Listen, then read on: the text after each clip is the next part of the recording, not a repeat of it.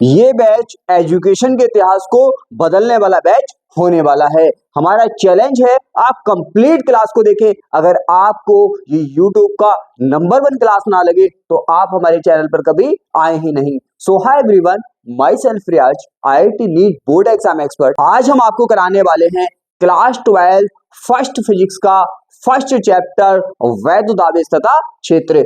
यहाँ पे सब कुछ आपको फ्री मिलने वाला है और बीक से बीक स्टूडेंट भी बोर्ड एग्जाम 2027 में टॉप करेगा, ये हमारा प्रॉमिस है। तो आप कंप्लीट क्लास को देखें और बोर्ड एग्जाम 2027 में टॉप करें। अब हम देखने वाले हैं पॉइंट टू पॉइंट, 1 बाय 1। आप बिल्कुल भी टेंशन ना लें, आप कितने भी वीक हैं, ये हमारा प्रॉमिस है। आप हमारे चैनल से जुड़े रहें, आप बोर्ड एग्जाम 2027 में जरूर टॉप करेंगे। अब हम देखने वाले हैं point two point, step by step. अगर हम बात करें अपने फर्स्ट फिजिक्स की, अगर हम यहाँ पे फर्स्ट फिजिक्स की बात करें तो फर्स्ट फिजिक्स की जो हमारी इकाई फर्स्ट है वो है स्थिर विद्युतिकी। स्थिर विद्युतिकी में 2 चैप्टर हम पढ़ते हैं। पहला चैप्टर वैद्युत आवेश तथा क्षेत्र, दूसरा चैप्टर स्थिर वैद्युत विभव तथा धारिता। आज हम अपने स्थिर वैद्युतिकी मीन्स फर्स्ट फिजिक्स के फर्स्ट चैप्टर वैद्युत आवेश तथा क्षेत्र को पढ़ने वाले हैं। अब यहाँ पे हम समझने वाले हैं कि स्थिर विद्युतिकी मीन्स वैद्युत आवेश तथा क्षेत्र, स्थिर वैद्युत विभव तथा धारिता में हम पढ़ने क्या वाले। अगर हम बात करें, यहाँ पे कुछ भी आपको रटना नहीं है, बहुत ही लॉजिकल पढ़ना है, पॉइंट टू पॉइंट। अगर हम बात करें स्थिर विद्युतिकी का मीन्स क्या होता है, वही हम इन दोनों चैप्टर में पढ़ने वाले हैं। अगर हम बात करें स्थिर का मीन्स होता है रुका हुआ, रुका हुआ।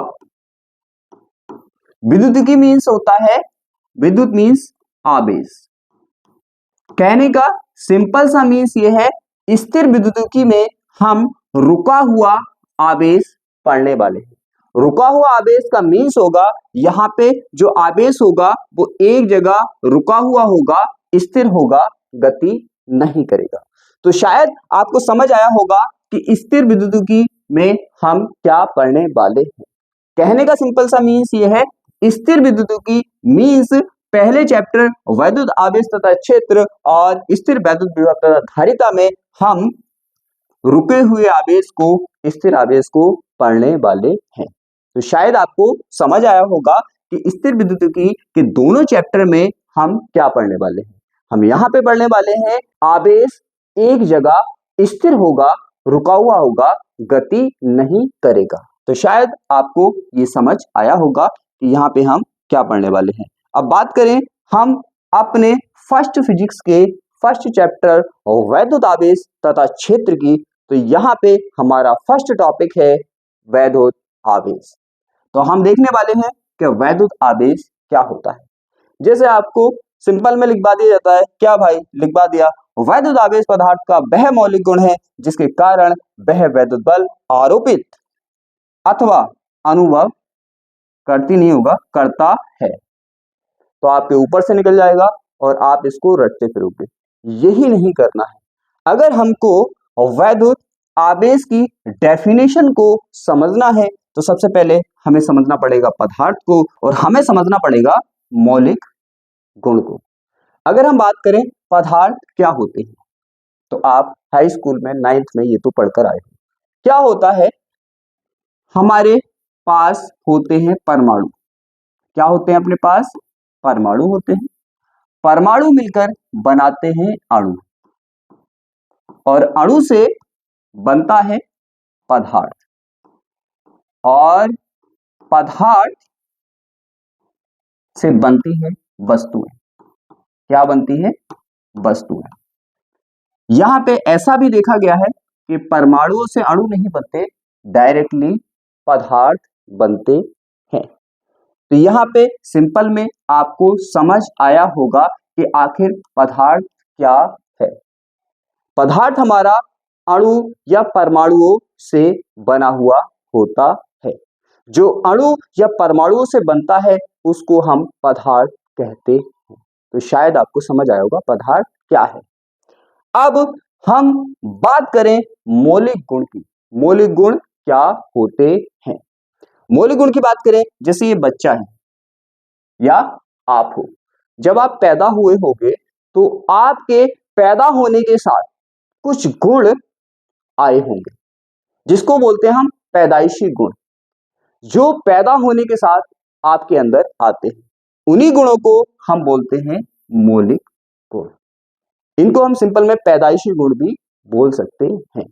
कहने का सिंपल सा मीन्स ये है कि जिस तरह से ये बालक पैदा हुआ था तो अपने साथ कुछ लक्षणों को, कुछ गुणों को लेकर आया था। इसी तरह से जब हमारा पदार्थ बनता है तो उसके अंदर भी कुछ गुण होते हैं जिनको हम मौलिक गुण या पैदाइशी गुण कह सकते हैं। अब हमें समझ आया कि भाई पदार्थ क्या होता है और इसके मौलिक गुण क्या होते हैं। क्लियर? यहाँ पे किसी को कोई दिक्कत, कोई डाउट नहीं होना चाहिए। तो आपको समझ आया भाई पदार्थ क्या होता है और मौलिक गुण क्या होते हैं। अगर हम बात करें यहाँ पे कि भाई जिस तरह से आपके मौलिक गुण होते हैं, पैदाइशी गुण होते हैं, उसी तरह से पदार्थ के भी मौलिक गुण होते हैं, पैदाइशी गुण होते हैं, और उसमें से एक गुण है वैद्युत आवेश। अब आपको दिक्कत नहीं होनी चाहिए। अब ये लाइन आपको क्लियरिटी से समझ आएगी। क्या? वैद्युत आवेश पदार्थ का वह मौलिक गुण है। कहने का मीन्स ये है कि भाई वैद्युत आवेश पदार्थ का मौलिक गुण है। आगे उसने लिखा है जिसके कारण वह वैद्युत बल आरोपित अथवा अनुभव करता है। अब लाइन ये आती है कि भाई ये बात समझ नहीं आई कि वैद्युत बल आरोपित या अनुभव करता है, ये क्या चीज है? ये तो लाइन हमें समझ आ गई कि वैद्युत आवेश क्या है, पदार्थ का मौलिक गुण है या पदार्थों का पैदाइशी गुण है। अब मैं इसको समझाने वाला हूं। ये आगे हम टॉपिक पढ़ने वाले हैं वैद्युत बल का। वैद्युत बल का टॉपिक हम कूलाम के नियम में पढ़ेंगे, लेकिन यहाँ पे मैं समझा देता हूं। जैसे हमारे पास दो आवेश होते हैं, आवेश नंबर 1 एंड आवेश नंबर 2। दो आवेश है हमारे पास। क्लियर? तो क्या करेगा ये आवेश, इस आवेश की अगर हम बात करें, आवेश नंबर 1 की बात करें, तो ये क्या करेगा, ये दूसरे आवेश पर वैद्युत बल आरोपित करेगा। क्लियर? कहने का सिंपल सा मीन्स ये है, और अच्छे से समझाता हूं मैं आपको, और अच्छे से समझाता हूं। ये हमारा पदार्थ है, ये क्या है हमारा पदार्थ, और इस पर आवेश है Q1। दूसरा हमारा कोई पदार्थ है और इस पर आवेश है Q2 है। अब क्या होगा, इस पदार्थ पर जो ये आवेश है, इस आवेश के कारण ये दूसरे पदार्थ पर, उसके आवेश के कारण उस पर एक वैद्युत बल आरोपित करता है, ये उसने बोला है। अब ये पदार्थ अपने इस आवेश के कारण इस पर एक वैद्युत बल आरोपित करेगा। ये पदार्थ इस आवेश के कारण इस पर वैद्युत बल आरोपित करेगा, तो भाई ये उसको महसूस भी तो करेगा, फील भी तो करेगा। मान लो फॉर एग्जांपल आपने किसी के गाल पे एक थप्पड़ लगाया, उसने आपके गाल पर एक थप्पड़ लगाया, तो आपने क्या किया, आपने उसके गाल पर एक थप्पड़ आरोपित किया। और जब उसने आपके गाल पे लगाया तो आपने उसके थप्पड़ को फील किया, अनुभव किया। तो इस तरह से यहाँ पे सिस्टम चलता है। तो शायद आपको समझ आया होगा कि यहाँ पे क्या बोलना चाह रहा है। फिजिक्स इतना इजी सब्जेक्ट है, अगर इसको समझ के पढ़ा जाए तो बिल्कुल भी हार्ड नहीं है, और फिजिक्स में सब कुछ वो है जो आप अपनी जनरल लाइफ में पर डे यूज करते हैं। तो ये बात किसको समझ नहीं आई, भाई इसने इस पर एक बल आरोपित कर दिया वैद्युत बल, इसने भी इस पर एक बल आरोपित कर दिया, तो क्या हुआ, तो हमने बोल दिया कि ये पदार्थ आवेश के कारण क्या करता है, दूसरे पर वैद्युत बल आरोपित करता है, और दूसरे पदार्थ के आवेश के कारण वैद्युत बल का अनुभव करता है। सिंपल सी बात है। तो शायद आपको ये डेफिनेशन समझ आई होगी कि वैद्युत आवेश पदार्थों का मौलिक गुण है जिसके कारण वह वैद्युत बल आरोपित करता है अथवा अनुभव करता है। तो इस तरह से पॉइंट टू पॉइंट आपको समझ के पढ़ना है। ये हो गया हमारा वैद्युत आवेश, आपको समझ आया होगा, बड़ा ही सिंपल सा टॉपिक था। अब बात करें कि हमें ये तो पता है कि आवेश जो होता है वो पदार्थों का गुण होता है, जैसे वॉइस बोलना, हमारा गुण होता है, सांस लेना हमारा गुण होता है। इसी तरह से आवेश जो है वो पदार्थों का गुण होता है और मौलिक गुण होता है, पैदाइशी गुण होता है। यहाँ पे किसी को कोई दिक्कत नहीं होनी चाहिए। अब बात आती है कि हमें ये तो पता चल गया कि आवेश भाई गुण होता है, लेकिन अब हमें ये जानना है कि आवेश होते कितने प्रकार के हैं। तो अगर हम बात करें यहाँ पे आवेश के प्रकार, टाइप्स ऑफ चार्ज की, तो ये दो प्रकार के होते हैं। एक होता है हमारा धनात्मक आवेश और एक होता है हमारा ऋणात्मक आवेश। अब हम बात करने वाले हैं कि धनात्मक आवेश कैसे आता है पदार्थ पर और ऋणात्मक आवेश कैसे आता है पदार्थ पर। अगर हम बात करें, सिंपल सा फंडा है कि भाई हमारे पास कोई ये पदार्थ है, हमारे पास क्या है, ये कोई पदार्थ है और ये बना है किससे, अणुओं से। इसके अंदर क्या है, अणु है, अणु है और इन अणुओं के अंदर है परमाणु। क्या है, परमाणु है, इनके अंदर है परमाणु। अब आवेश आता कैसे है, देखो क्या होगा, ये जो हमारे परमाणु है, परमाणु पर आवेश आएगा तो अणु पर आवेश आएगा और अणु पर आवेश आएगा तो पदार्थ पर आवेश आएगा। तो सिंपल में आवेश आने का जो फंडा होता है ये है अपने परमाणु, शॉर्ट में लिख रहा हूं मैं, और ये है अपने अणु। तो आवेश का प्रोसेसिंग कुछ इस तरह से चलता है, पहले परमाणु पर आवेश आएगा, परमाणु पर आवेश आ गया तो फिर अणु पर आवेश आ जाएगा, अणु पर आवेश आ गया तो पदार्थ पर आवेश आ जाएगा। अब आता कैसे है, अगर हम यहाँ पे बात करें, क्योंकि स्टार्टिंग किससे होती है, परमाणु से, तो जिम्मेदार कौन है आवेश का, परमाणु।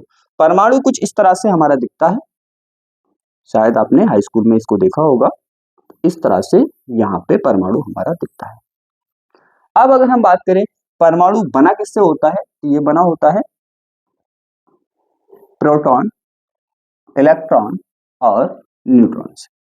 न्यूट्रॉन से बना होता है, न्यूट्रॉन पर कोई भी चार्ज नहीं होता, जीरो चार्ज होता है। इलेक्ट्रॉन पर हम -1 से शो करते हैं और प्रोटॉन पर +1 से शो करते हैं, +1 और -1 से इनको दिखाया जाता है। वैसे जो रियल में इन पे चार्ज होता है, इस पे होता है माइनस का 1.6 × 10⁻19 कूलम का आवेश होता है और इस पर प्लस 1.6 × 10⁻19 कूलम का आवेश होता है। लेकिन हम यहाँ पे इसे +1 और -1 से शो करते हैं। कैसे, देखो ये हो गया, यहाँ पे इस पर जीरो चार्ज होता है, इस पर हम जो रिप्रेजेंट करते हैं -1 और इस पर +1 से रिप्रेजेंट यहाँ पे करते हैं। अब होगा क्या, होगा यहाँ पे कुछ इस तरह से कि यहाँ पे जो प्रोटॉन और न्यूट्रॉन होते हैं वो नाभिक के अंदर होते हैं, इसको बोलते हैं हम नाभिक, नाभिक के अंदर होते हैं,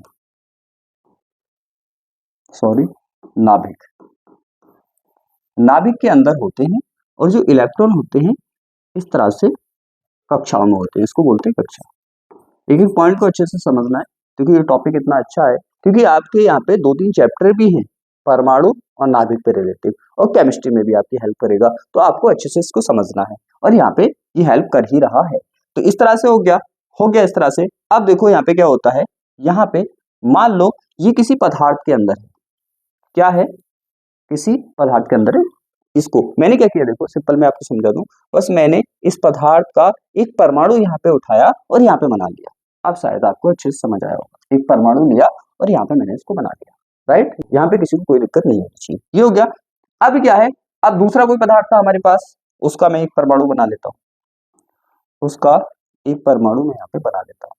देखो लॉजिकल समझना है, लाइफ में कभी भूलना भी नहीं और रटना भी नहीं। ये हो गया, इस तरह से राउंड राउंड होते हैं। तो यहाँ पे हो गया हमारा न्यूट्रॉन, प्रोटॉन और यहाँ पे हो गया इलेक्ट्रॉन। मेरे पास जाएगा मैं और राउंड यहाँ पे बना सकते हैं, क्लियर। अब होगा क्या, आवेश जनरेट होगा कैसे, उत्पन्न होगा कैसे, होता क्या है, फॉर एग्जांपल मान लो यहाँ पे जैसे हम सोडियम परमाणु का एग्जांपल ले लें, Na का, तो यहाँ पे होता है 1123 होता है। यहाँ पे देखो प्रोटॉन कितने होते हैं, प्रोटॉन ये होता है प्रोटॉन, प्रोटॉन होते हैं यहाँ पे कितने, 11। इलेक्ट्रॉन भी कितने होते हैं, 11। और यहाँ पे न्यूट्रॉन जो होते हैं वो होते हैं 12। यहाँ पे आपको समझ आया होगा।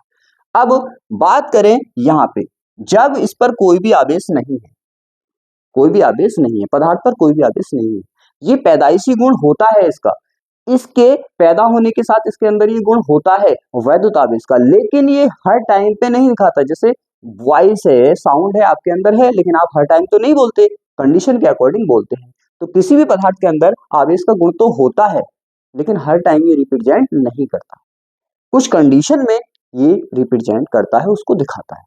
ठीक है, तो हर टाइम पे नहीं होता। तो ये उदासीन कंडीशन है, इस टाइम पे ये आवेश को रिप्रेजेंट नहीं कर रहा, आवेश को दिखा नहीं रहा है। जब आवेश को दिखा नहीं रहा है तो मैंने सोडियम परमाणु का एक एग्जांपल लेके आपको समझाने की कोशिश की है। तो इस तरह से होगा। अब मैंने बोला कि भाई यहाँ पे प्रोटॉन को +1 से दिखाओ, तो 11 है तो क्या हो गए, तो हो गया यहाँ पे भाई +11। सीधी सी बात है, एक प्रोटॉन पर +1 तो 11 पे कितने हो गए, +11 हो गए। इलेक्ट्रॉन कितने हैं, इलेक्ट्रॉन भी इतने ही है, तो कितने हो गए यहाँ पे भाई -11, क्योंकि एक इलेक्ट्रॉन पर -1 तो 11 पर -1। और न्यूट्रॉन पर तो कोई चार्ज होता ही नहीं है, तो न्यूट्रॉन पर तो 0। यहाँ पे किसी को दिक्कत नहीं होनी चाहिए। तो यहाँ पे समझ आया आपको कि भाई जब उदासीन कंडीशन में इस पे कोई चार्ज नहीं है तो इसमें प्रोटॉन और इलेक्ट्रॉन की संख्या बराबर होती है। जब इलेक्ट्रॉन प्रोटॉन की संख्या बराबर होती है तो देखो इन पे चार्ज भी बराबर होता है। प्रोटॉन के कारण प्लस का इतना ही चार्ज होता है जितना कि इलेक्ट्रॉन के कारण माइनस का चार्ज होता है। तो +11 -11, प्लस के 11 माइनस के 11 को कैंसिल कर देंगे, और न्यूट्रॉन पर ऑलरेडी चार्ज 0 है तो इस पर चार्ज 0 होगा। जब इस पर परमाणु पे चार्ज 0 होगा तो अणु पे भी 0 होगा, अणु पे 0 होगा तो पदार्थ पे भी 0 होगा। यहाँ पे किसी को दिक्कत नहीं होनी चाहिए। अब बात आई जनरेट किस तरह से होता है, जनरेट किस तरह से होता है। तो देखो जनरेट कैसे होगा, यहाँ पे ये मूव नहीं करते, प्रोटॉन न्यूट्रॉन मूव नहीं करते, ये बंद रहते हैं, ये मूव यहाँ पे नहीं करते, यहीं पे रहते हैं। मूव कौन करता है, इलेक्ट्रॉन।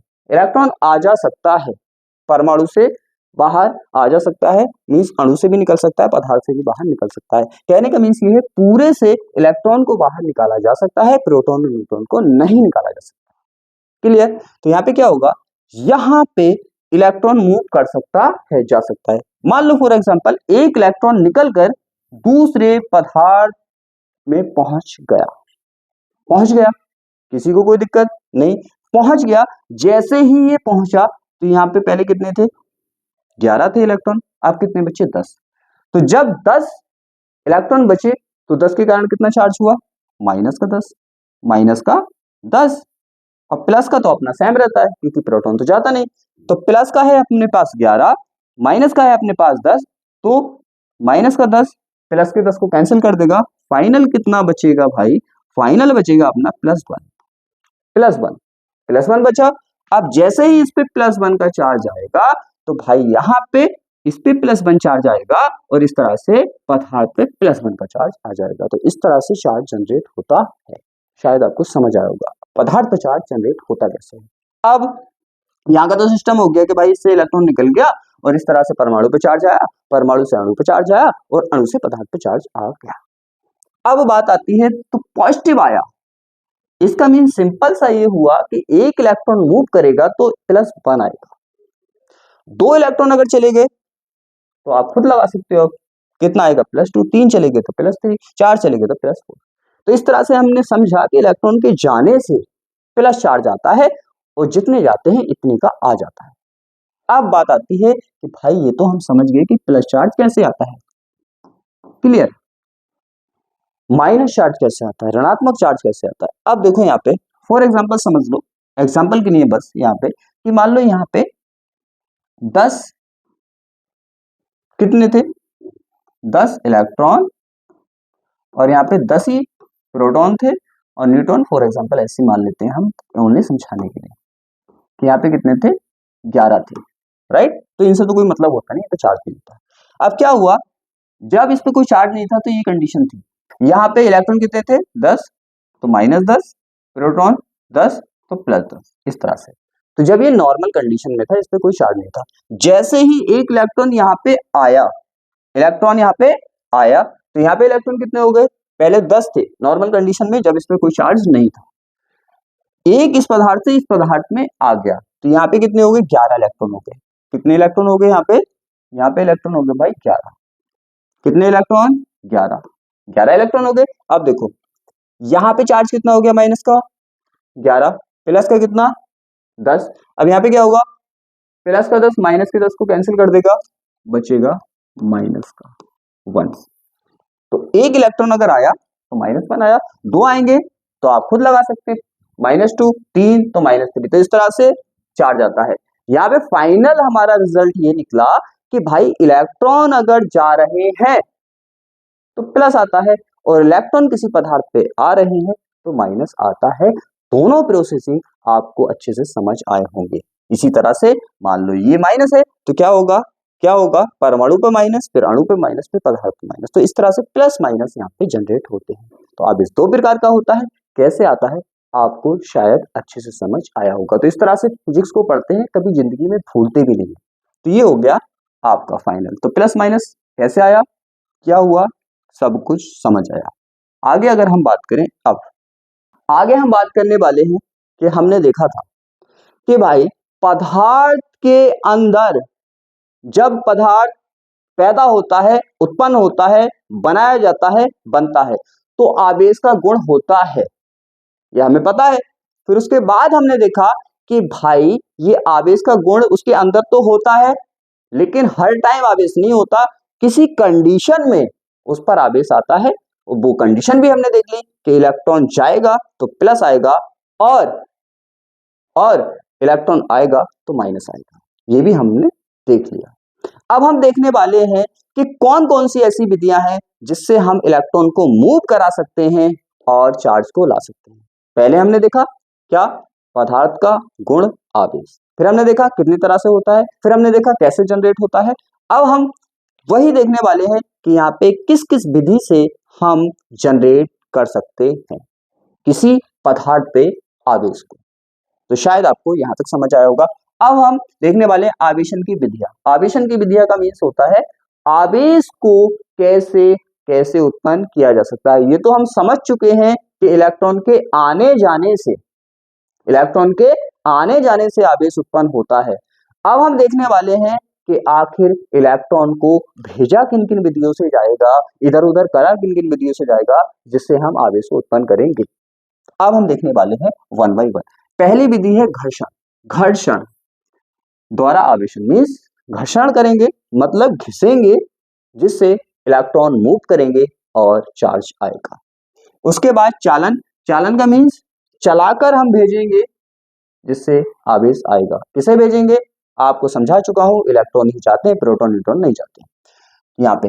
फिर आता है प्रेरण मीन्स होता है प्रेरणा, किसी से प्रेरणा लेकर इलेक्ट्रॉन जाएंगे और यहाँ पे काम हो जाएगा। अब हम देखने वाले हैं 1 बाय 1। पहले अगर मैं बात करूं घर्षण द्वारा आवेशन, घर्षण का मीन्स होता है घिसना, रगड़ना। तो हम यहाँ पे रगड़ेंगे, घिसेंगे, जिससे क्या होगा, आवेशन का मीन्स उस पर आवेश आएगा। तो ये पॉइंट आपको समझ आया होगा। वर्ड से आंसर निकालते हैं। घर्षण का मीन्स घिसना, एक दूसरे पर दो वस्तुओं को घिसना, और आवेशन का मीन्स आवेश का उत्पन्न होना। घिसेंगे तो आवेश उत्पन्न होगा, ये यहाँ पे बताना चाह रहा है। अगर यहाँ पे बात करें, हमने क्या ली, एक कांच की छड़नी और एक रेशम का कपड़ा यहाँ पे लिया। अभी मैंने समझाया कि पदार्थ के अंदर क्या होंगे, पदार्थ के अंदर भाई परमाणु होंगे। क्या होंगे, परमाणु होंगे, और परमाणुओं से जब इलेक्ट्रॉन आएगा जाएगा तब उस पे आवेश आएगा। क्लियर। अब देखो हम यहाँ पे इलेक्ट्रॉन को भेजने की विधि देखने वाले हैं। हम देखने वाले हैं कि किस तरह से यहाँ पे इलेक्ट्रॉन मूव करेगा और यहाँ पे आवेश आएगा। हम क्या करेंगे, हम इस कांच की छड़ को इस पर इस तरह से घर्षण कराएंगे, मीन्स घिसेंगे। जैसे ही हम इस क्षण को इस पर घर्षण कराएंगे तो यहाँ पे भी क्या होंगे, देखो ये सीधी सी बात है, परमाणु होंगे इस तरह से।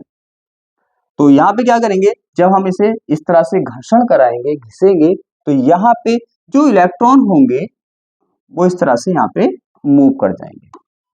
इलेक्ट्रॉन क्या करेंगे, इस क्षण से रेशम के कपड़े पे मूव कर जाएंगे।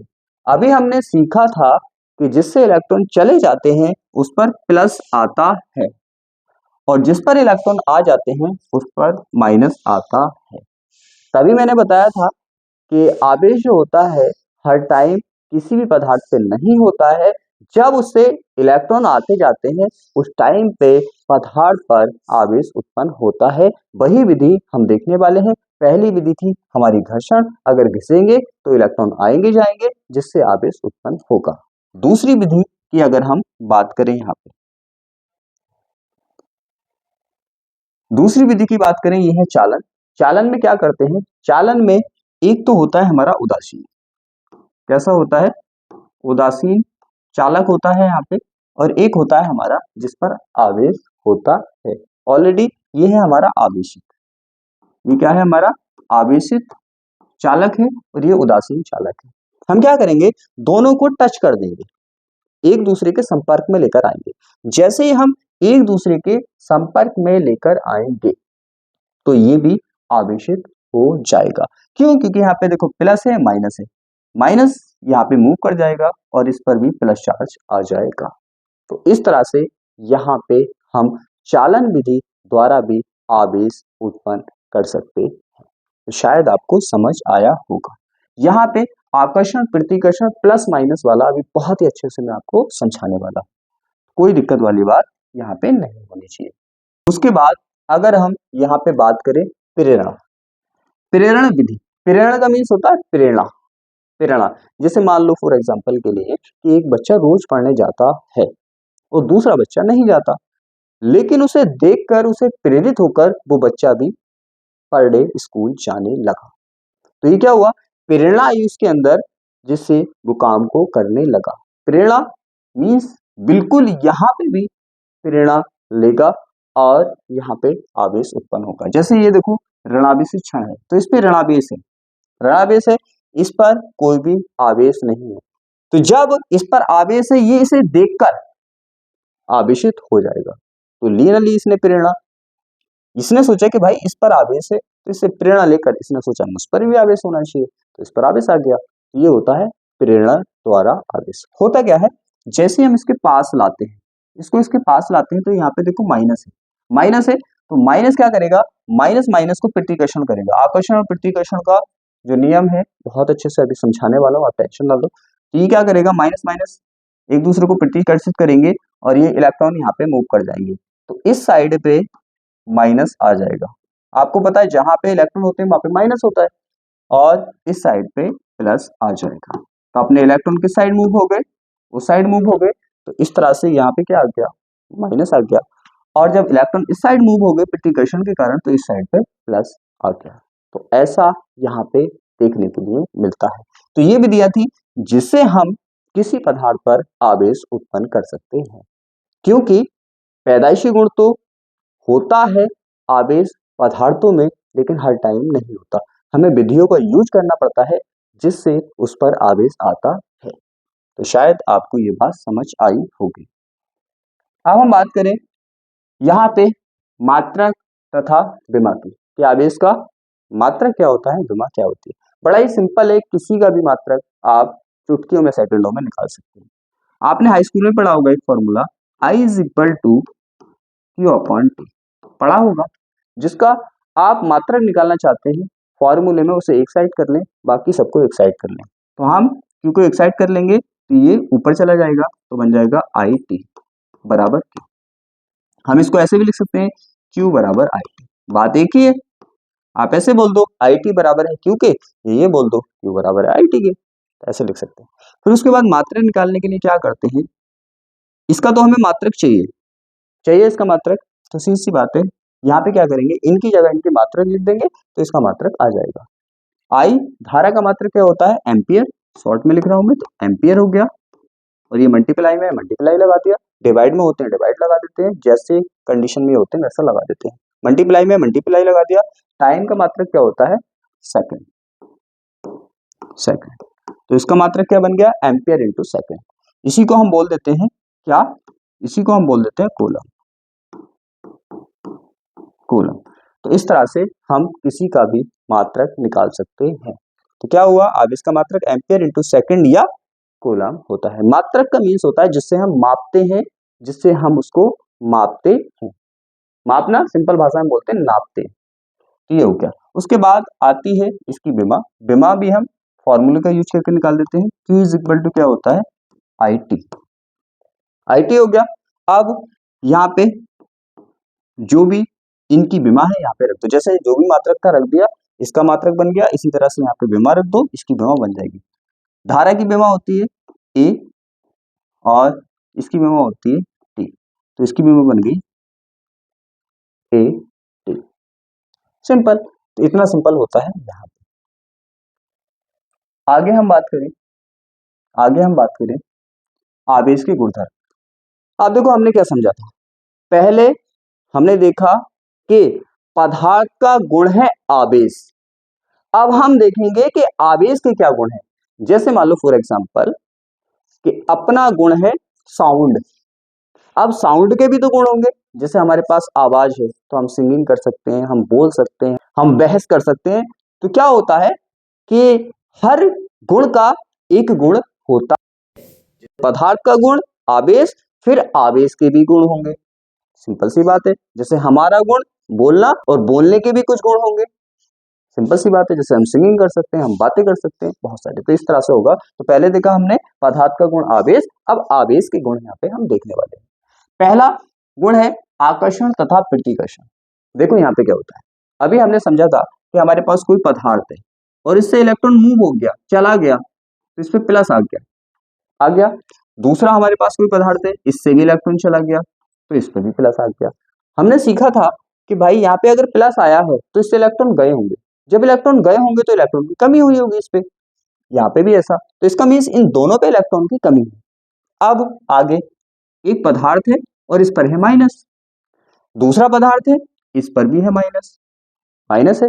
अब हमने देखा था कि माइनस कब आता है, माइनस जब आता है जब इलेक्ट्रॉन ज्यादा हो जाते हैं, उस पर दूसरे के इलेक्ट्रॉन आ जाते हैं। तो इसका मीन्स इस पदार्थ पर भी इलेक्ट्रॉन ज्यादा है और इस पदार्थ पर भी इलेक्ट्रॉन ज्यादा है। अब आप सिंपल लाइफ में सोचो, आप पर कोई चीज ज्यादा होती है तो आप दे सकते हैं और कमी होती है तो दूसरे से लेते हैं। सिंपल सी बात है।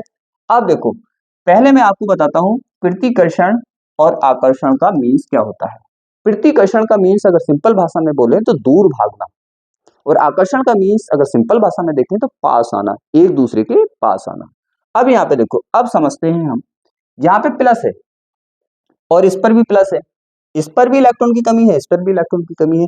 तो क्या ये इसके पास जाएगा? नहीं जाएगा, क्योंकि इसे पता है ये भाई इस पर इलेक्ट्रॉन की कमी है, तो ये किसके पास जाएगा? जो इसे इलेक्ट्रॉन दे सकता है उसके पास जाएगा। अब ये अगर इसके पास चला भी जाए तो फायदा क्या है? क्योंकि इस पे तो खुद इलेक्ट्रॉन कम है, तो ये इसके पास नहीं जाएगा, इसलिए ये इससे दूर भागेगा। ऐसे ही यहाँ पे समझो, देखो यहाँ पे माइनस है, यहाँ पे माइनस है, इस पर भी इलेक्ट्रॉन क्या है? ज्यादा है, इस पर भी इलेक्ट्रॉन ज्यादा है। अब क्या ये इसके पास जाएगा? नहीं जाएगा। क्यों? क्योंकि इसको भी इलेक्ट्रॉन देना है और इसको भी इलेक्ट्रॉन देना है। अगर ये इसके पास गया भी कि भाई मुझे एक इलेक्ट्रॉन देना है, तो ये बोलेगा कि मुझ पे तो खुद ज्यादा है, भाई तुम इससे ले जा, मुझे भी इलेक्ट्रॉन देना है, तो इसके पास जाने से कोई फायदा नहीं है। तो सिंपल लाइफ में भी ऐसा होता है। तो ये इसके पास क्यों नहीं जाएगा? क्योंकि इसे भी इलेक्ट्रॉन चाहिए और इसे भी इलेक्ट्रॉन चाहिए। ये इसके पास चला भी गया तो इसे इलेक्ट्रॉन देगा कैसे ये? क्योंकि इस पे तो खुद कमी है। तो इसलिए प्लस प्लस के पास नहीं जाता और माइनस माइनस के पास भी नहीं जाता। तो ये दूर भागते हैं, इन्हें पता है क्योंकि इनके पास जाने से कोई फायदा नहीं है। दूर भागो, दूसरे के पास जाओ जो आपकी हेल्प करे। तो इसीलिए समान आवेश, समान मीन्स एक जैसे आवेश प्रतिकर्षण करते हैं, मीन्स एक दूसरे से दूर भागते हैं। तो शायद आपको समझ आया होगा। अगर बात करें इन दोनों की तो ये हो गए विपरीत आवेश। विपरीत का मीन्स अपोजिट, एक दूसरे के उल्टे, एक प्लस है तो एक माइनस है, एक दूसरे के उल्टे हैं। अगर हम बात करें यहाँ पे बिल्कुल नॉर्मल माइंड से सोचे कि भाई इसको इलेक्ट्रॉन लेना है और इसको इलेक्ट्रॉन देना है, तो क्या ये इसके पास जाएगा? बिल्कुल जाएगा। ये इसके पास चला जाएगा क्योंकि इसे इलेक्ट्रॉन चाहिए और इसे इलेक्ट्रॉन देना है, तो ये इसके पास जाएगा, ये इसे इलेक्ट्रॉन दे देगा। सिंपल। ऐसे यहाँ पे होगा, देखो इस पर इलेक्ट्रॉन की कमी है और इसे इलेक्ट्रॉन देना है, तो ये क्या करेगा? ये इसके पास जाएगा, ये इसे इलेक्ट्रॉन दे देगा। तो इसीलिए विपरीत आवेश आकर्षण करते हैं। तो समझ आया होगा, समान आवेश प्रतिकर्षण और विपरीत आवेश अपोजिट आवेश आकर्षण करते हैं। कभी जिंदगी में आप भूलोगे नहीं, इस तरह से समझ के अगर चीजों को पढ़ोगे तो सिंपल सी बात है। तो ये हो गया, यहाँ पे कोई भी टेंशन नहीं होनी चाहिए। अब ये लाइन है ना, लाइन है, अपनी लैंग्वेज में लिख दो, बस ये समझ लिया। जो चीज यहाँ पे समझिए उसी को तो लिखना है। तो इस लाइन को कभी भी आप रटा मत करा करो, समझा करो और फिर जो समझा है उसी को आप लिख दिया करो। हमने देखा कि भाई समान आवेश एक दूसरे से प्रतिकर्षण करते हैं और विपरीत आवेश एक दूसरे से आकर्षण करते हैं, ये तो समझा था, ये लिख दिया हमने, तो रटना नहीं। आगे हम बात करें, आवेश संरक्षित रहता है। संरक्षित का मीन्स होता है सुरक्षित। सुरक्षित का मीन्स होता है भाई कोई भी हमारे पास कोई चीज है, ए टू जेड कोई भी चीज है, कोई भी वस्तु है, ना तो वो घट सकती है ना बढ़ सकती है, तो उसे कहते हैं वो सुरक्षित है बिल्कुल। ठीक है, तो यहाँ पे क्या होता है, हमारे पास कोई पदार्थ है, कोई हमारे पास पदार्थ है, इस पर कोई आवेश है, तो ना तो आवेश इस पे बढ़ाया जा सकता है ना इसका आवेश घटाया जा सकता है, जितना आवेश है इतना ही रहेगा, ना बढ़ाया जा सकता है ना घटाया जा सकता है। लेकिन अगर कोई दूसरी वस्तु है तो उसको ट्रांसफर किया जा सकता है। तो यही बोला है इसने, क्या इसने बोला है कि आवेश को ना तो उत्पन्न किया जा सकता है, मीन्स ना ही बढ़ाया जा सकता है और ना ही नष्ट किया जा सकता है। ऐसा नहीं कि इस पे आवेश उसे खत्म कर दो, घटाया भी नहीं जा सकता। यह केवल एक वस्तु से दूसरी वस्तु में स्थानांतरित होता है, मतलब भेजा जा सकता है। तो ये तो बता रही हमें, तो सिंपल में समझ लो और लाइन को लिख दो। तो इस किसी भी लाइन को आपको रटना नहीं है। अब आता है आवेश अदिश नियम से जोड़ा जाता है। अब ये क्या बोलना चाह रहे हैं, ये बोलना चाह रहे हैं भाई आवेश क्या है, आवेश हमारी एक अदिश राशि है। कैसी राशि है, अदिश राशि है, इसीलिए इसको अदिश रूल से जोड़ा जाता है। देखो बड़ा सिंपल है अदिश रूल, तो ये न्यूमेरिकल में काम आता है, ये न्यूमेरिकल में अपना काम आता है। देखो क्या होता है, बहुत सारे आवेश हैं, जैसे मान लो यहाँ पे हमारे पास क्या है, हमारे पास यहाँ पे Q1 माइनस के कितना Q2 मान लो यहाँ पे, और यहाँ पे क्या होगा, यहाँ पे मान लो Q3। अगर हमें इसका टोटल निकालना है, अगर हमें इसका टोटल निकालना है तो क्या करोगे, आप सबको जोड़ दो। कैसे जोड़ेंगे हम भाई, Q1 प्लस माइनस के Q2 और Q3, तो सबको ऐड कर देना है विद साइन के, मीन्स विद चिन्ह के। सबको क्या किया हमने, देखो सबको ऐड कर दिया और साथ में उसका चिन्ह भी उसके साथ लिया। तो इसी को बोलते हैं हम भाई क्या करना, अदिश नियम से जोड़ना। ऐसे हम इसको जोड़ते हैं, न्यूमेरिकल में इसका यूज होता है।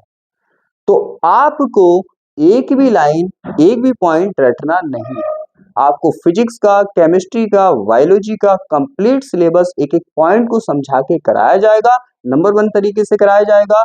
आपसे कोई भी फीस नहीं ली जाएगी, आप बिल्कुल भी टेंशन ना लो। बोर्ड एग्जाम 2027 में आपको टॉप कराना ये हमारी जिम्मेदारी है, तो आप बिल्कुल भी टेंशन ना लें, हमारे चैनल को सब्सक्राइब करें। आप कितने भी वीक हैं, आप बोर्ड एग्जाम 2027 में जरूर टॉप करेंगे। अब हम इस क्लास को यहीं पे क्लोज करते हैं।